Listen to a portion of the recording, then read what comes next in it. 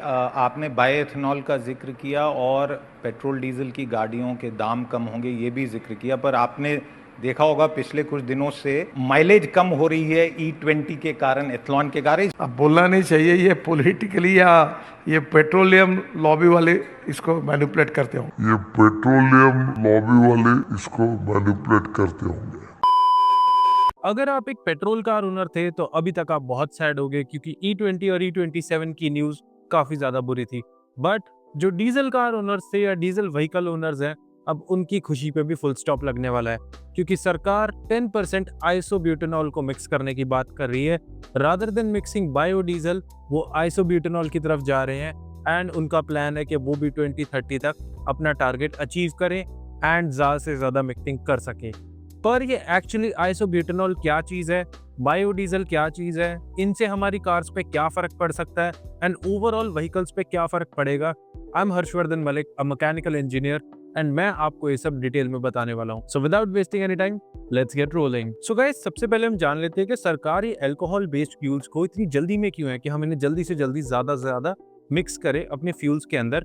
तो बात कुछ ऐसी है, सेम पेट्रोल वाली कहानी है। वो चाहते हैं कि हमारा ऑयल इंपोर्ट कम हो जाए, हम ज़्यादा से ज़्यादा अगर मिक्स करेंगे तो हमारा प्रॉफिट भी बढ़ेगा एंड साथ ही साथ हम फ्यूल को सस्ता भी कर सकते हैं। उसके बारे में थोड़ी देर में बात करते हैं। तो अभी तक ग्लोबली भी डीजल के अंदर मिक्सिंग करी जा रही थी, बहुत सारी कंट्रीज हैं जो मिक्स कर रही थी डीजल के अंदर, पर जिस चीज़ को वो मिक्स कर रहे हैं वो है बायोडीजल।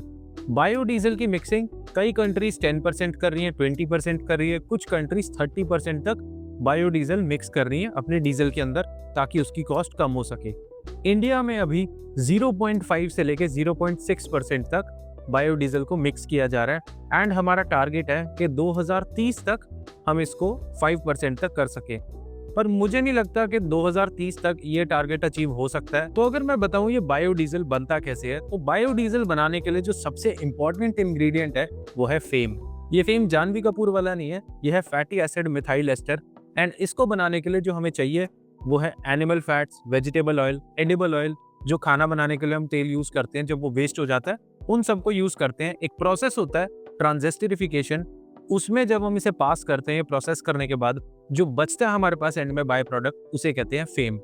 एंड इसको जब हम मिक्स करते हैं कुछ प्रोसेसेस के बाद डीजल के अंदर, तो वो बनता है बायोडीजल। बायोडीजल के काफ़ी ज़्यादा फायदे होते हैं, रीज़न भी इसका सीटेन नंबर ज़्यादा है। तो सीटेन नंबर बेसिकली वही चीज़ है जो ऑक्टेन नंबर पेट्रोल के लिए है। तो सीटेन नंबर अगर ज़्यादा है तो इसका मतलब थोड़ा अच्छे से बर्न होगा, थोड़ी ज़्यादा अच्छी बर्निंग मिलेगी, ज़्यादा अच्छी कंबशन होगी, which results to better efficiency. पर एक नुकसान है, ठंड में अगर चलाओगे तो ये थोड़ा जल्दी जम जाता है, जिसकी वजह से हाई एल्टीट्यूड्स और ठंडे टेम्परेचर्स वाले एरिया में थोड़ी प्रॉब्लम रहती है। एंड यूएस, अमेरिका, यूरोप, बहुत सारी कंट्रीज के अंदर इसको अपनाया जा रहा है, कुछ ज़्यादा दिक्कत नहीं है। साथ ही साथ इससे पॉल्यूशन भी थोड़ा कम होता है। पर अगर इस चीज़ के इतने फ़ायदे हैं, इतना अच्छा है, तो सरकार ये थोड़ी करेगी। सरकार ने इसकी जगह अपनाया आइसोब्यूटेनॉल को, वो उसकी तरफ टेस्टिंग कर रहे हैं। वो चाहते हैं कि हम आइसोब्यूटेनॉल को यूज़ करें, पर उसका भी एक रीज़न है।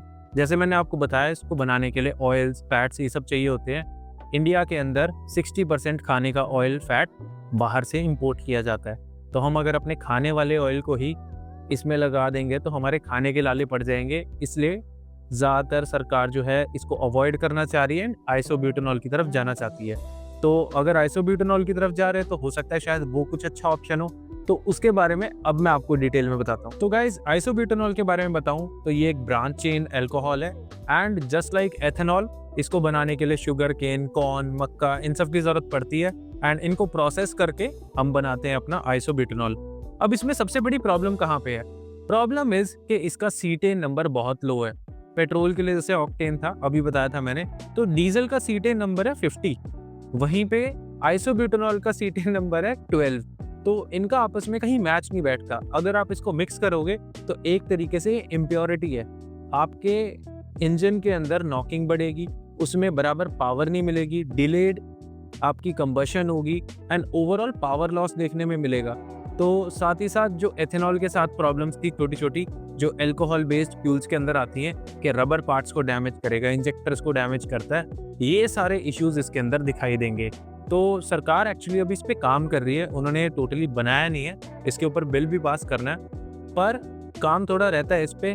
मुझे कहाँ पे इसमें प्रॉब्लम दिख रही है कि जब E20 एथेनॉल को मिक्स करने के टाइम पे वो बिल्कुल हेजिटेट नहीं करे, उन्हें इस चीज़ से कोई फ़र्क नहीं पड़ा कि पुराने व्हीकल्स पे क्या डैमेज हो रहा है और क्या नहीं, then I don't think so उनको इतना ज़्यादा फ़र्क पड़ता है कि आइसोब्यूटेनॉल मिलाने से कहीं कुछ डैमेज होगा या नहीं। तो यही मुझे इनकी प्रॉब्लम लग रही है जहाँ तक मुझे लगता है। एंड सबसे बड़ा जो इशू है कि प्राइजेस को लेके कभी भी कोई चेंज नहीं आता। E20 और E27 भी आ जाएगा, मुझे नहीं लग रहा फ्यूल के प्राइजेस कम होंगे। एंड आई वांट देम कि एटलीस्ट अगर आइसोब्यूटेनॉल जैसी चीज़ वो मिलाएंगे डीजल के अंदर तो कम से कम उसका प्राइस तो घटाया जाए।